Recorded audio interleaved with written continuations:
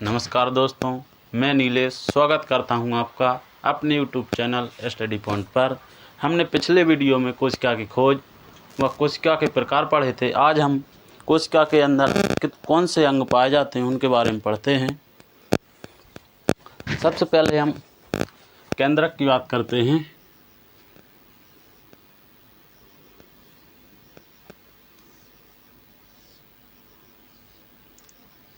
ये हमारी पादप कोशिका का चित्र है।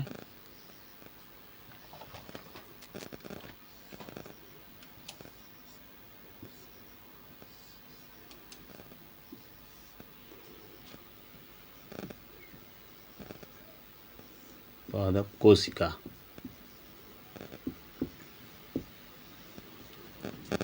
यहाँ पर जंतु कोशिका।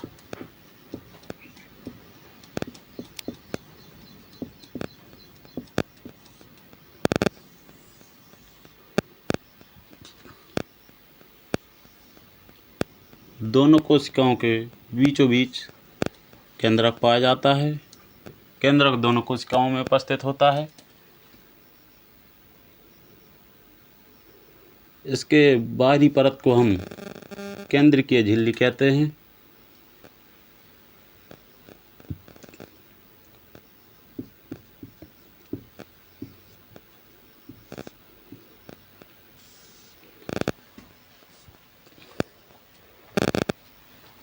केंद्रक के अंदर सूक्ष्म संरचना में आनुवांशिक पदार्थ पाया जाता है,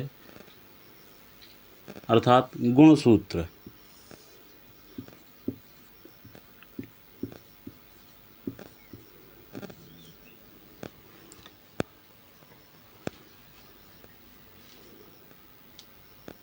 मनुष्य में गुणसूत्रों की संख्या इस प्रकार है कि लड़कों में गुणसूत्रों की संख्या 23 जोड़ा होती है।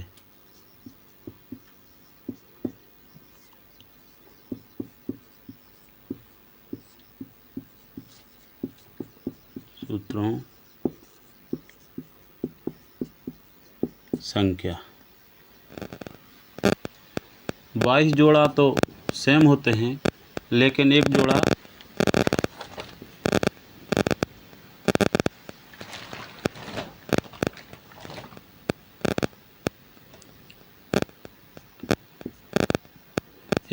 XY प्रकार का होता है। और लड़कियों में भी 22 जोड़ा सेम होते हैं, लेकिन एक जोड़ा XX प्रकार का होता है।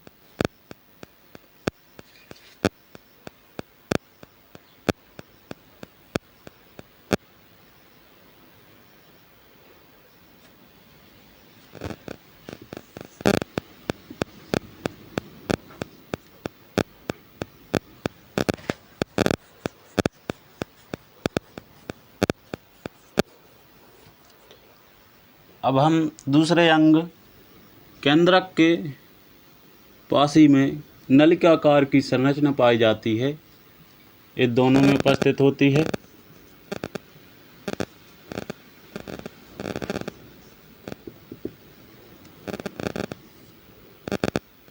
इसका नाम अंतःप्रदव्य जालिका।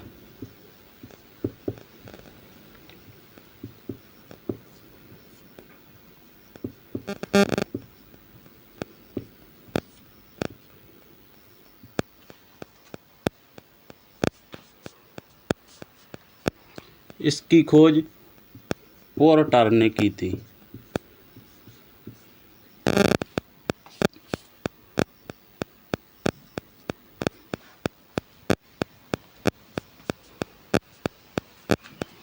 अंतःप्रदव्य जालिका परिवहन व यातायात का कार्य करती है। यह संपूर्ण कोशिका में प्रोटीन का परिवहन करती है और इसके अंदर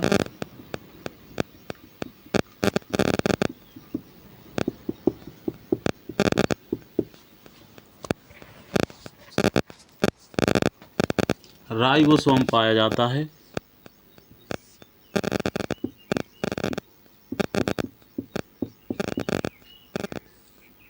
इसकी संरचना दाने के आकार की होती है।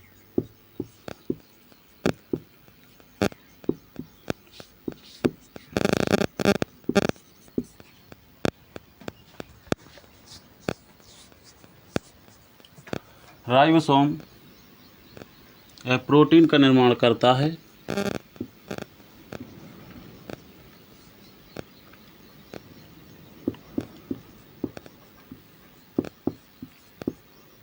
यह कोशिका में प्रोटीन का निर्माण करता है और इस प्रोटीन को अंतःप्रद्रव्य जालिका संपूर्ण कोशिका में परिवहन का कार्य करती है और राइबोसोम को इसी कारण कोशिका का प्रोटीन निर्माण की फैक्ट्री कहा जाता है।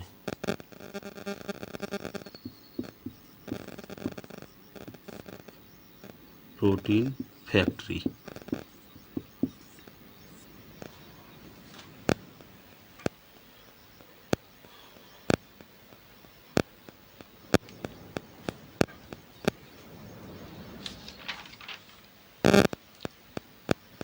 अंतःप्रद्रव्य जालिकाएं दो प्रकार की होती हैं, चिकनी अंतःप्रद्रव्य जालिका व खुरदुरी अंतःप्रद्रव्य जालिका। कोशिका में कुछ इस प्रकार की भी संरचनाएं पाई जाती हैं। ये जंतु कोशिका में भी होती है और पादप कोशिका में, जिसको हम माइटोकॉन्ड्रिया कहते हैं।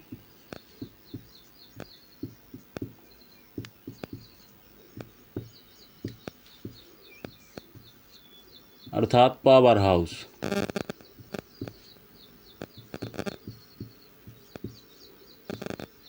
ऊर्जा ग्रह।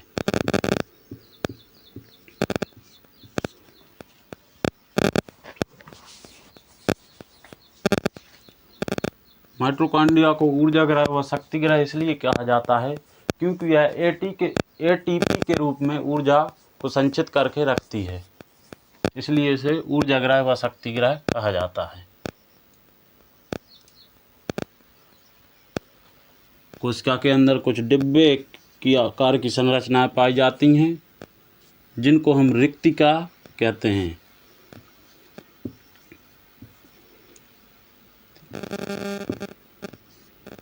खाली डिब्बे के आकार की इनकी संरचना होती है। इनके अंदर भोजन, पानी, रस आदि का संग्रहण होता है, अर्थात एक कोशिका को भोजन, पानी, रस आदि प्रदान करती हैं व संग्रहण करके रखती हैं, इसलिए इनको कोशिका का संग्रहण कक्ष कहा जाता है।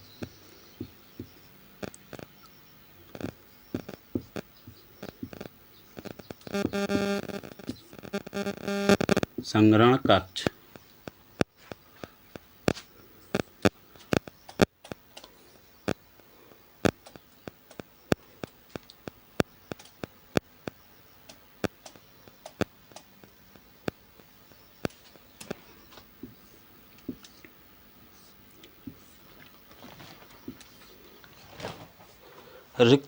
रिक्तिका के बाद हम लाइसोम के बारे में पढ़ते हैं।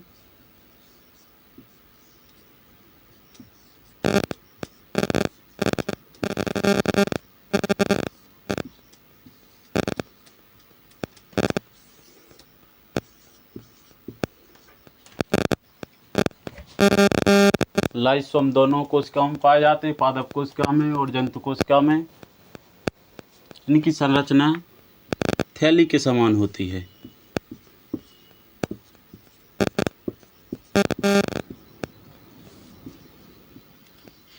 थैली के समान।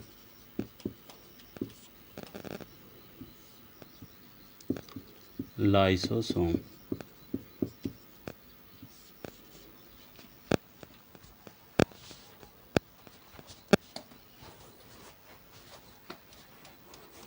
इनके अंदर पाचक रस भरा होता है।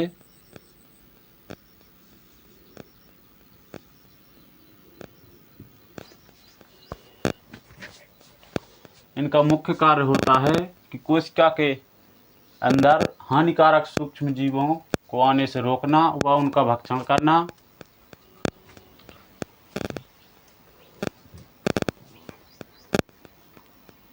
कभी कभी लेकिन ये लाइसोम फट जाते हैं और इनके अंदर का जो पाचक रस होता है वो संपूर्ण कोशिका में फैल जाता है, जिसके कारण ये संपूर्ण कोशिका को नष्ट कर देते हैं।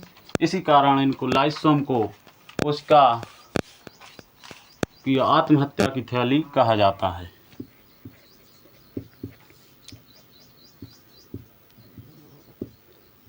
हत्या की थैली।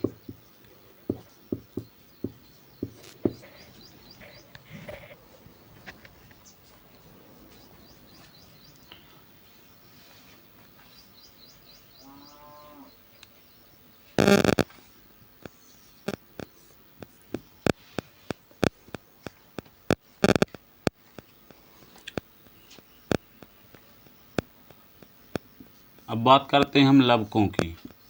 लवक केवल पादप कोशिका में पाए जाते हैं, जंतु कोशिका में अनुपस्थित होते हैं।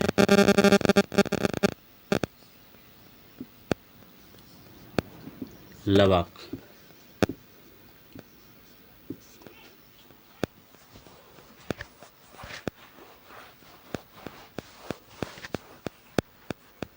लवकों का मुख्य कार्य होता है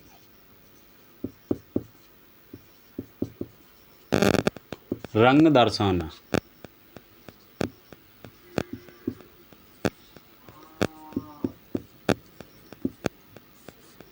एक कोशिका में रंग दर्शाने का कार्य करते हैं। लवक 3 प्रकार के होते हैं। लवकों के प्रकार। पहला प्रकार आवरणीय लवक।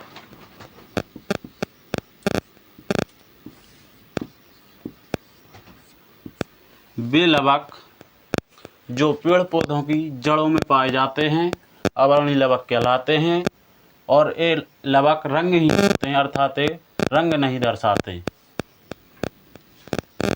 दूसरा वर्णीय लवक।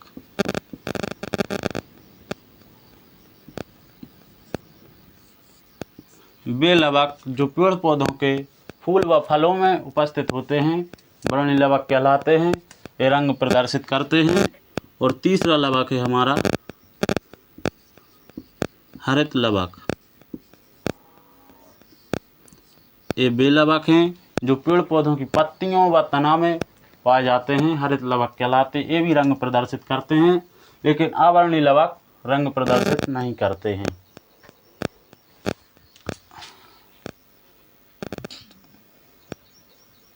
लवकों को कोशिका का रसोई घर कहा जाता है। रसोई घर।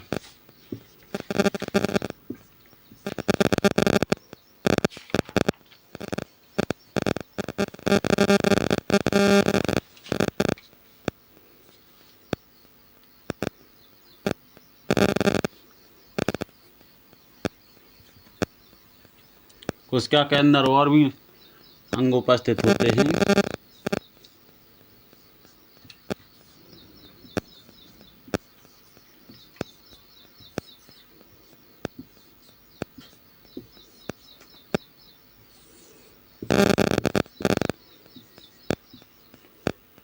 गोल्जिकाएं। इसकी संरचना गुच्छे के समान होती है। ये जंतु कोशिका में भी होता है और पादप कोशिका में। गोल्जिकाएं।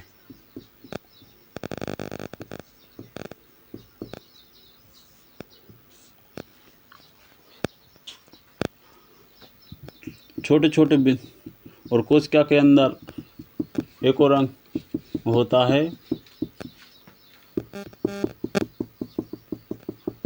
जिसे हम कोशिका द्रव्य कहते हैं।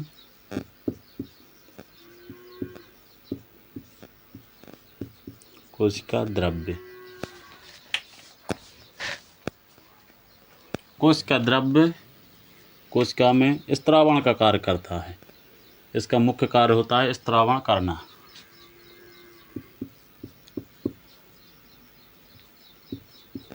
स्त्रावण करना।